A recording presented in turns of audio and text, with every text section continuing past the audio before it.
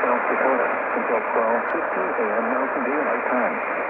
At 11:27 p.m. Mountain Daylight Time, severe thunderstorms were located along the line extending from 3 miles east of Folsom to 8 miles southeast of Fairburn, moving east at 45 miles per hour. Expected hazards include 60 miles per hour wind gusts and quarter-size hail. This is a radar-indicated threat. The following effects are expected. Hail damage to vehicles is expected. Expect wind damage to roofs, siding, and trees. Severe thunderstorms will be used. 11:40 p.m. Mountain Daylight Time.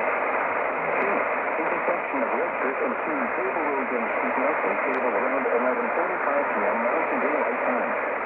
Other locations in the path of these severe thunderstorms include Lonesome Valley and Rockford. Wind damage with these storms may occur before any rain or lightning. Do not wait for the sound of thunder before taking cover. Seek shelter immediately inside a sturdy structure and stay away from windows. Repeating, a severe thunderstorm warning has been issued until 12:15 a.m. Mountain Daylight Time Sunday for the following areas in South Dakota: Central Pennington, Custer, Eastern Pennington,